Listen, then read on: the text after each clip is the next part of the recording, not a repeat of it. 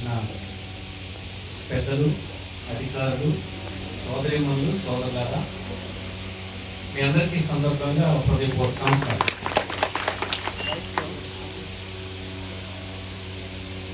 సమయం 11 అయింది. ఒంటిపూట భోజనం చేయాల్సిన వాళ్ళు ఇంటి వైపు దృష్టి ఉంటుంది. ఇది వేగమే ముగించేస్తాం. అందులో ఆడవాళ్ళు వచ్చారంటే వాళ్ళకి ఇంకో పని ఉంటుంది. పిల్లలకి, ఇంట్లో ఉన్న పెద్దవాళ్ళకి భోజనం పెట్టే పని ఒకటి ఉంటుంది. ఇక్కడ వాళ్ళ 15 నిమిషాలు ముగిద్దాం. ఈరోజు ప్రధానంగా ఈ కార్యాలయం ప్రారంభించడానికి రావడం జరిగింది. ఉన్న ఎంపీపీ గారు చెప్పారు, మీ సర్పంచ్ గారు కూడా చెప్పారు. ఇదే రోజున ఇల్లు లేని నిరుపేదలకు పట్టాలు ఇచ్చే కార్యక్రమం కూడా చేద్దామని, మరి ఇటీవల ప్రభుత్వం ప్రకటించినటువంటి సంపూర్ణ గృహహక్కు పథకం కింద ఎవరైతే డబ్బు కట్టుకున్నారో అవి కూడా ఇద్దామని ఈరోజు చేద్దామని చెప్పారు. దానికే నేను రావడం జరిగింది. చాలా సంతోషం. నా చేతుల మీదుగా చెయ్యాలని మీరు తీసుకున్న నిర్ణయానికి నేను వచ్చినప్పుడు మీ అందరూ, మీ పంచాయతీ అధ్యక్షులు కానీ, ఎంపీటీసీ సభ్యులు కానీ, అలాగే గ్రామ పెద్దలు కానీ పూర్వమాలు ఇచ్చారు, గౌరవించారు, నా చేత ప్రారంభం చేశారు. దానికి గాను మీ అందరికీ, మీ గ్రామస్తులందరికీ, గౌరవించిన పెద్దలందరికీ హృదయపూర్వకంగా కృతజ్ఞతలు తెలియజేస్తున్నాను. సుమారు ప్రభుత్వం వచ్చి 2.5 సంవత్సరాలు అయింది. ఇలాంటి సందర్భంలో మాట్లాడినప్పుడు ప్రభుత్వం ఏం చేస్తుందో చెప్పాల్సి ఉంటుంది. ప్రభుత్వం నుంచి ఇంకా ఏమి కోరుకున్నారో మరి సర్పంచ్ గారు కానీ, ఎంపీటీసీ సభ్యులు ఇప్పుడు మాట్లాడిన వాళ్ళు కానీ, ఇంకా వాళ్ళ తరఫున మాట్లాడిన పెద్దలు కానీ, వాళ్ళు ఏం చెప్తున్నారని కూడా మేము తెలుసుకోవాల్సిన అవసరం ఉంది. ఎన్నికలప్పుడు ఒక మాట చెప్పాము మేము, ఈ ప్రభుత్వం వస్తే ఇట్లాంటి సంక్షేమ పథకాలు చేస్తాము అని చెప్పాము. కొద్ది విసరగానే చెప్పాము.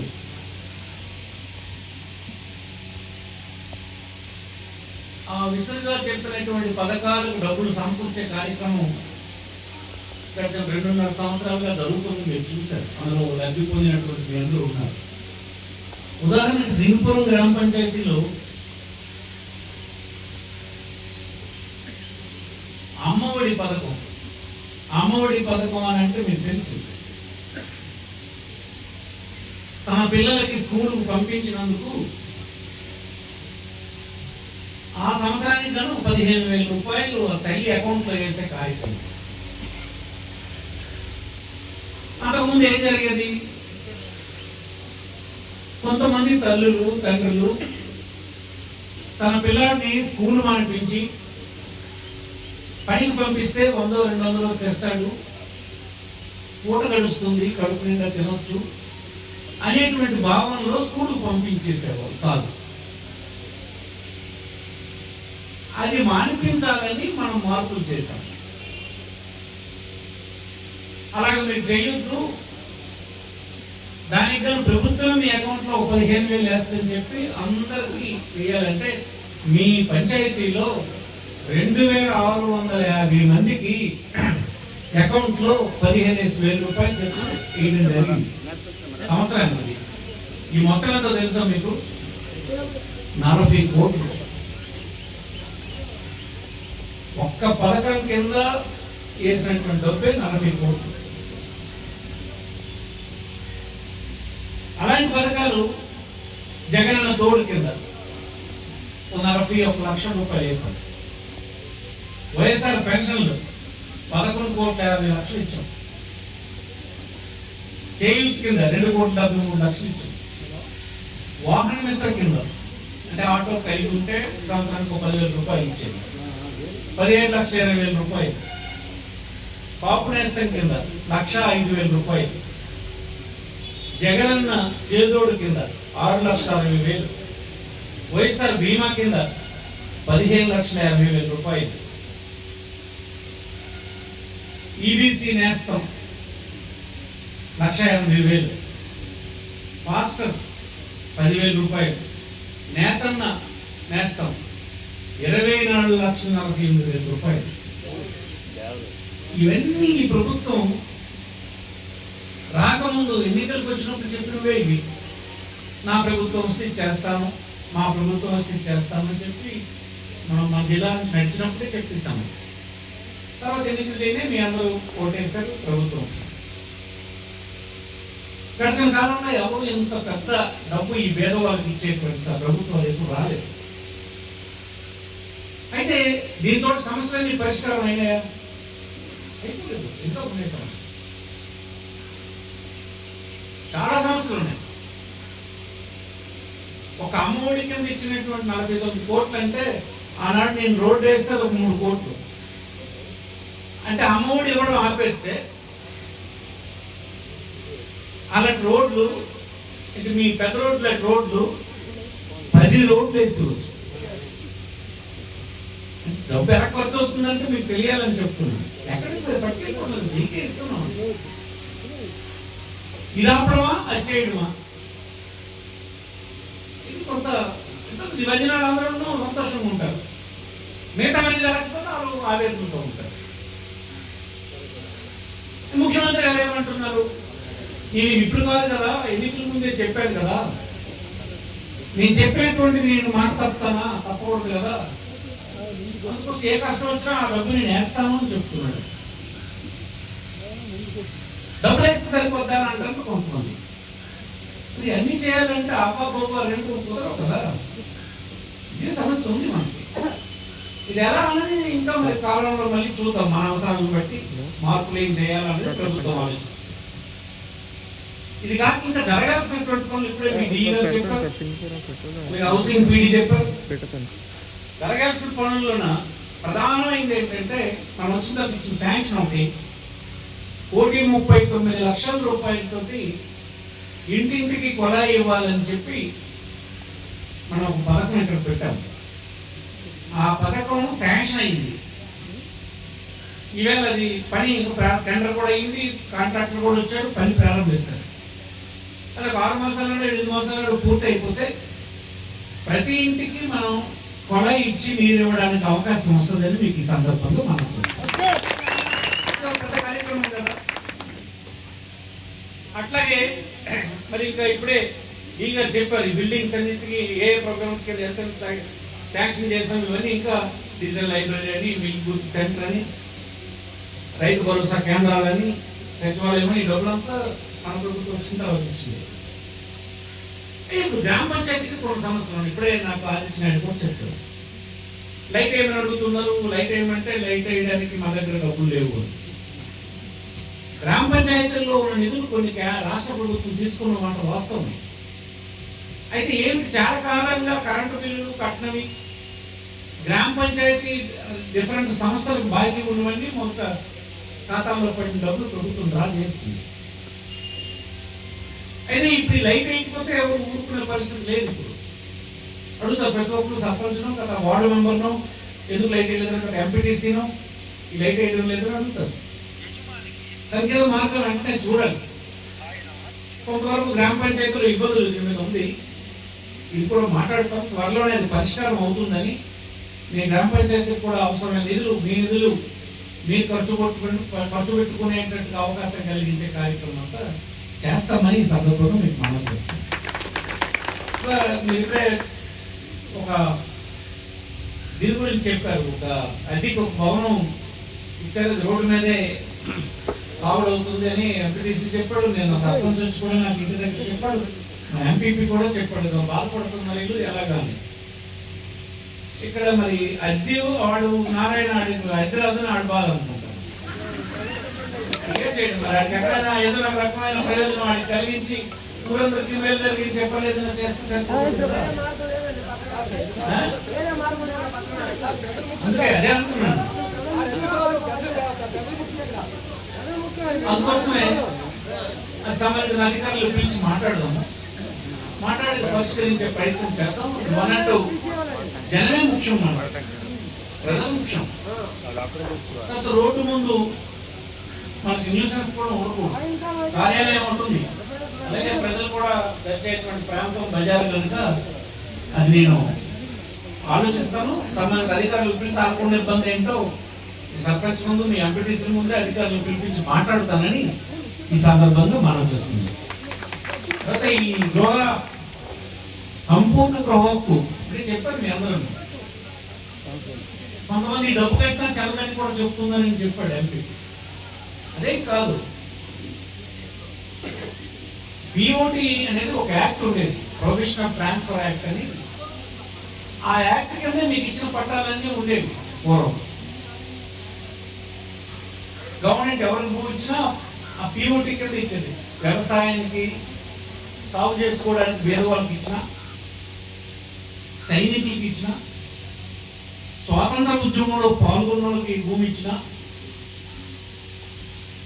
పిఓటి యాక్ట్ కింద ఇచ్చారు. ఇచ్చి మరి కొంతకాలం అయిన తర్వాత ఆ సైనికులను, ఫ్రీడమ్ ఫైటర్స్ ప్రభుత్వాన్ని అడిగారు. అంటే పిఓటి యాక్ట్ లో ఏమవుతుందంటే భూమి పొందినటువంటి వ్యక్తి తరతరాలుగా వాళ్ళ వంశంలో ఉన్నటువంటి వాళ్ళు వాడుకోవచ్చు, అప్పుడు అమ్మడానికి అప్పుడు ఎవరు దానం చేసేయడానికి ఉండదు. వ్యవసాయం చేస్తే వ్యవసాయమే చేయాలి. అలా కానీ మారిస్తే మళ్ళీ ఆ చట్టంలో ప్రభుత్వం భూమి తీసుకుంటుంది. ఈ పట్టాలు కూడా ఆ చట్టం కిందే వచ్చినాయి మీకు అందరికీ. ఇప్పుడే కాదు, భక్తులు ఇచ్చిన పట్టాలన్నీ దాని కింద ఇచ్చినవి. అయితే ఎందుకు వచ్చింది ఆ చట్టం? ప్రభుత్వం ఎందుకు తీసుకుంటుంది? ఎందుకు వచ్చింది? 1977లో వచ్చింది ఆ చట్టం. ఆమెతే గ్రామాల్లో పరిస్థితులు భిన్నంగా ఉండేవి. రాష్ట్ర శాసనసభలో అందరూ పెద్దలు కూర్చొని ఆలోచించారు. మనం పేదవాళ్ళకి భూమి పంచుతున్నాం, కానీ పంచినటువంటి భూమి ఆ గ్రామంలో ఉన్నటువంటి పెద్దలు ఆయన పిలిచి మళ్ళీ లాక్కుంటున్నారు. కానీ నీకు ఇగో 100 రూపాయలు ఇస్తా, నాకు ఇచ్చిరా భూమిని, నీకు ఈ స్థలం నాకు ఇచ్చిరా అని అడిగితే ఆ గ్రామంలో పెద్దలు దాటి తట్టుకోలేనటువంటి పేదలు అమాయకత్వం వలన కానీ, భయం వలన కానీ మళ్ళీ పెద్దలకి వెళ్ళిపోతుంది. ఇలాగ చేస్తుండడం వల్ల భూమి పంచినా, ఇల్లు స్థలాలు ఇచ్చినా అది మన పెద్దవాళ్ళ దగ్గరికి వెళ్ళిపోతుంది, కానీ పేదల దగ్గర ఉండదు అనేటువంటి భావన ఆనాడు శాసనసభకు వచ్చింది. వస్తే అప్పుడు మరి లాభం లేదో చట్టం చేసేద్దామని ఒక చట్టం చేశాను 77లో. ఆ చట్టం సారాంశం ఇది: ఎవరికి ఇచ్చినా ప్రభుత్వం ఇస్తే వ్యవసాయం చేసుకోవాలి తప్ప అది ఎవరికి ఇవ్వడానికి వీల్లేదు. అంటే అప్పుడు మరి అడగరు కదా ఎవరు. ఒకవేళ ఎవరికైనా ఇచ్చాడా మరి ప్రభుత్వం వెనక్కి లాక్కుంటుంది. అలాంటి కాంటెక్స్ట్ వచ్చింది, మారిన పరిస్థితులు. అలాగే భూమి నాకు ఇచ్చేమని అడిగినటువంటి పెద్దలు ఈనాడు లేరు. 77 తర్వాత అంటే దగ్గర 50 సంవత్సరాలు అయిపోయింది కదా. ఒకవేళ అడిగితే ఇచ్చేసి భయపడిన వాళ్ళు కూడా ఊళ్ళోకి ఇప్పుడు లేరు. మారినటువంటి పరిస్థితులకి మార్పు చేయాలని చాలా మంది కోరాం చాలా కాలం క్రితం. ముఖ్యంగా ఇళ్ళకు సంబంధించి ఒక సమస్య వస్తుంది కదా. సింగపురంలో ఎవరుకున్నాం, ఒక కుటుంబం ఎప్పుడో వాళ్ళకి భూమి ఇచ్చారు, 50 సంవత్సరాల క్రితం ఇల్లు ఇచ్చారు. ఆ ఇల్లు స్థలం చాలా ఖరీదైపోయింది. ఇప్పుడు ఆమె ఎవరికి అక్కర్లేదు, పిఓటి యాక్ట్ కింద ఇచ్చారు, ఎవరికి అమ్మడానికి వీల్లేదని దీని కింద ఇచ్చారు. ఆ పిల్లలు ఇప్పుడు చదువుతున్నారు. ప్రభుత్వం ఏమో వాళ్ళకి చదివించడానికి డబ్బు ఇచ్చింది, స్కాలర్షిప్ ఇచ్చింది, భోజనం పెట్టింది, ఈ అమౌంట్ లాంటివి పెట్టింది. ఆ పిల్లలు ఇప్పుడు ఐటీ ఉద్యోగంలో ఎక్కడో బెంగళూరులోనో, మెడ్రాస్లోనో, హైదరాబాద్లోనో స్థిరపడ్డారు, మంచి ఉద్యోగాలు చేస్తున్నారు. పాపం వాళ్ళకి కని పెంచి పెద్ద చేసినటువంటి తల్లిదండ్రులు ఇక్కడే ఇంకా కూలి పనులు చేస్తూ వయసు అయిపోయింది కనుక కూలి కూడా చేయలేని పరిస్థితులు ఉన్నారు. వాళ్ళు ఇక్కడి నుంచి తల్లిదండ్రులు తీసుకెళ్ళిపోవడానికి వాళ్ళు సిద్ధపడ్డారు. ఆ పిల్లలు తప్ప వాళ్ళకి ఎవరు లేరు. ఇక ముందు ఆ ఇంటికి ఆ పిల్లలు అక్కడి నుంచి రారు. ఈలకాయ ఇల్లు అక్కర్లేదు, ఏం చేయాలి? అప్పుడు అమ్ముకొని వెళ్ళిపోవడానికి కుదరదు. ఇలాగ చాలా మంది చాలా కాలంగా ప్రభుత్వాలను అడుగుతున్నారు. ఇంతకుముందు ప్రభుత్వాలను కూడా అడిగారు, అడిగితే ఎప్పుడూ చేయలేదు. ఇప్పుడు ఏం చేశామంటే 77 తర్వాత సైనికులకి ఇచ్చాము. అలాగే సైనికుడు భూమి పొందిన తర్వాత 10 సంవత్సరాల తర్వాత వాడు అమ్మచ్చు. ఫ్రీడమ్ ఫైటర్ కూడా భూమి పొందిన తర్వాత 10 సంవత్సరాల తర్వాత అమ్ముకుని అమ్మకిచ్చాం. వ్యవసాయం చేసుకున్నాడికి అది ఇవ్వలేదు, ఇళ్ళ పట్టావాడికి అది ఇవ్వలేదు. ఇప్పుడు ఇళ్ళ పట్టా పొందినటువంటి పేదలకి ఈ 10,000 రూపాయలు కట్టేస్తే అతను వారసంకే కాదు, ఏకంగా అది అమ్ముకొని ఇంకో ప్రాంతానికి కూడా వెళ్ళిపోయేటువంటి వెసులుబాటు ఈ కొనుగోలు వల్ల లభిస్తుంది అన్నటువంటి మాట ఈ సందర్భంగా మనం చేస్తాం.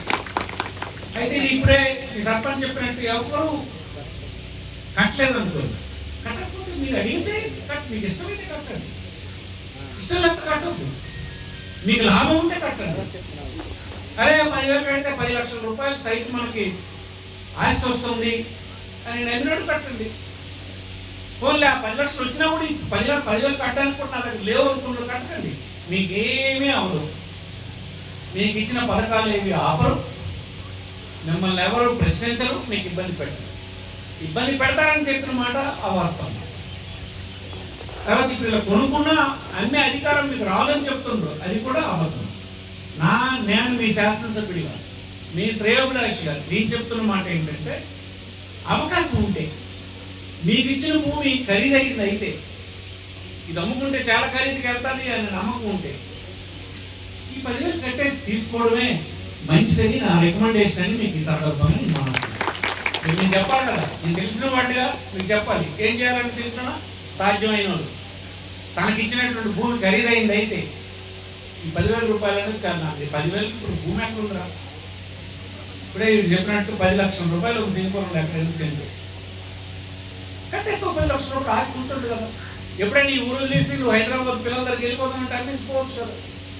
లేదు మీ పిల్లలు ఆస్తిపరులు అయ్యారు, ఈ సెంటు భూములు ఏంటో మనం 5 సెంట్లో నిల్లు కడదాం అన్నాడు అనుకో, ఇది కూడా అమ్మేసి మా ఆటోకు తెచ్చి మనకి పట్టుకోండి మంచిది. ఆ అవకాశం ఉన్నవాడికి అవకాశం ఇవ్వాలి కదా. ఆ అవకాశం ఈ ప్రభుత్వం ఇచ్చింది దీనికి మంచిది అంటారా చెడ్డది అంటారా? తప్పు కదా అది, అబద్ధం చెప్పడం కరెక్ట్ కాదు. అవకాశం ఉన్నప్పుడు కొనుక్కోండి, కొనకపోతే మీకు ఎవ్వరు ఒక్క నయా పైసా మీకు ఇచ్చే పథకాలు ఆపడం కానీ మిమ్మల్ని ఇచ్చేది చేయదు, అంత అబద్ధం. అది వదిలేసి ఇక మన శంకర్ కొన్ని విషయాలు దృష్టి తీసుకొచ్చారు. ఇవన్నీ రోజు మోహన్ గారు, శంకర్ గారు, ఆదిత్య నాయుడు గారు, మన అప్పారావు కానీ ఇంకా పెద్దలు హ్యామ్లెట్స్ సంబంధించినట్టున్నారు. మన సింపుల్ ఇటు నుంచి వెళ్ళినాడు, నేను తోవలో ఉన్నాను కదా, ఇదేళ్ళు అటు వచ్చినప్పుడు ఒకసారి అక్కడ ఆగి నా పేరుతో ఏదో ఒకటి చెప్తూనే ఉంటాను. అవకాశం వస్తే సింగపూర్కి ఎప్పుడు మేము చేయడానికి అన్ని గ్రామాల కంటే ముందు ఉంటాను అన్నటువంటి విషయం మీకు ఎప్పుడు చెప్తున్నాను. అది ఓటుతో సంబంధం లేదు దానికి. నాకు ఓట్లు వేస్తారా వేయరా, మనకు గౌరవించినాడా లేదా, సింగపూర్తో ఒక ఆత్మీయత మొదటి నుంచి ఒక అనుబంధం. కావలసిన వాళ్ళందరూ ఉన్నారు ఇక్కడ, బీదలు ఎక్కువ మంది ఉన్నారు, అన్ని కులాలు కూడా ఇక్కడ నివసిస్తున్నారు. ఇది ఎలా తయారైందంటే శ్రీకాకుళం అందరూ ఇక్కడే చేరిపోతుంది. ఆ జూట్ మిల్లు ఉన్నాడు ఇక్కడే, ఎక్కడ పేపర్ మిల్లుకి వెళ్ళాడు అటు నుంచి కూడా ఇటే. వాళ్ళు కూడా సంఖ్య పెద్ద సంఖ్య వచ్చింది. ఏం అవకాశం వచ్చినా చేయాలండి. మనం ఇచ్చిన పట్టాలు చాలా ఎక్కువ పట్టాలు ఇచ్చాం, ఇప్పుడు కొంతమందికి పట్టాలు ఇస్తాం, ఇంకా పట్టాలు లేనటువంటి వారికి ఇవ్వాలని ప్రయత్నం చేస్తాం. ఇదంతా ఈ ప్రభుత్వం జరిగింది కదా. మనం జరిగింది జరగలేదని చెప్పలేం కదా. ఇంతకుముందు ఎవరో ఒక పట్ట ఇవ్వలేకపోయినాడు, ఇచ్చిన పట్టాలు కూడా ఒక పద్ధతిగా లేవు. ఏదో కొండవారిని ఇచ్చినటువంటి దానికి పద్ధతి లేదు, పాటలేని పరిస్థితి అయింది. ఇవేంటి మనం పర్ఫెక్ట్గా లేఅవుట్ వేసి సిస్టమేటిక్గా తయారు చేసి ఇవ్వడం జరుగుతుంది. 30 లక్షల మందికి ఈ రాష్ట్రంలో గత సంవత్సరం ఇప్పుడు ఇచ్చాం. ఇంకా ఉండిపోయిన కూడా ఇవ్వాలన్నదే ఈ ప్రభుత్వ లక్ష్యం. దాంట్లో భాగంగా మనం తీసుకుందాం, అందరికీ పట్టాలు ఇచ్చి అందరికీ ఇల్లు వచ్చినట్టు చేద్దాం. ఒక కార్మికులు, వ్యవసాయ కూలీలు, కొండ కార్మికులు, వీవర్స్, షెడ్యూల్ క్యాస్ట్, రకరకాల వాళ్ళు బీదలైనటువంటి వాళ్ళు ఉన్నటువంటి గ్రామం అందరికీ చేతనైన సదుపాయాలు ప్రభుత్వం చేసినవన్నీ కల్పిద్దామని సందర్భం మనం చేస్తూ, సచివాలయాలు 3 కూడా వెంటనే పూర్తి చేయండి. గోపాలరావు సంతోషం, కష్టకాలంలో కూడా కంప్లీట్ చేశారు. 2 కూడా కంప్లీట్ చేసేస్తే 3 ఫంక్షన్లో పెడితే దీనికి గాను మీరు ఎక్కడ ఎంపీడీ ఆఫీస్కో తహసీల్దార్ ఆఫీస్కో పోనక్కర్లేదు. ప్రతి విషయం మీ కార్యాలయంలో మీకు ఆ సమాచారం అంతా వచ్చేస్తుంది. ఊరికి ఇప్పటికీ పరిస్థితి మారిపోయింది కదా, బ్రోకర్లు లేదు, ఎవరి డబ్బులను వచ్చేస్తాయి, ఎవరు మీకు పైసా అడగరు. చూసారు కదా తేడా అంతా, ప్రభుత్వంలో తేడా చూసారు కదా. ఎవరికి భయపడాల్సిన అవసరం లేదు. అంటే భయపడటం అంటే ఏంటి, నా పేరు నొక్కేస్తారేమో, మనం ఇలా ఓటు వేయకపోతే లేదు కదా. పలానా వాడు ఓటు వేయలేదు కనుక ఆడికి ఇదేమో అని అన్నాము మేము ఎప్పుడైనా. పలానా వాడు మా జెండా కట్టలేదు కనుక ఆడికి ఇది తగ్గుతుందో అని అన్నాము మేము. ఆ పద్ధతి లేదు, పెట్టలేదు నేను. పేదవాడు ఆకలి తీర్చడానికి, కన్నీరు తొలగడానికి దానికి సంబంధం లేదంటే చెయ్యాలని ఉన్నతమైన భావంతో చేశాం. అయినా కొంతమంది విమర్శిస్తుంటారు. పట్టించుకోవాల్సిన అవసరం లేదు. మనం ఒక భావజాలంతో పని చేస్తాం. ఆ పని సారాంశం అందరికీ వెళ్ళేటట్టుగా చేయాలి. మీరు సంతోషంగా ఉన్నాంటే ఎలా సంతోషంగా ఉన్నాం? పేద వర్గాలన్నీ సంతోషంగా ఎలా ఉన్నాయి? 9 సార్లు సరుకులు పుచ్చుకున్నారే, మీరు పైసలు ఇచ్చినదా? ఏమమ్మా, ఎవరైనా 9 సార్లు కరోనా సమయంలో పని దొరకలేదని సరుకులు అందిన వాళ్ళు, పని దొరకలేదు, వాళ్ళు జీతం ఇది లేదు కదా, కంటే తింటుందేమో అని ప్రభుత్వం సరుకులు ఇస్తే సైన్స్ అందుకున్నారు, పైసలు ఇచ్చినారు. మీరు ఎవరైనా ఎలా వచ్చింది? అది ఎవరు నిర్ణయం చేస్తే వచ్చింది? అది కదా. హాయిగా కాలక్షేపం అయితే 2.5 సంవత్సరాలు జరిగింది, కింద వాళ్ళకందరికీ జరిగిపోయింది కదా. ఈ డబ్బు వేయడం కానీ కొంతమంది అయితే నా సిలికోన్ అందరూ బంగారం గుడి దగ్గర కనిపించారు.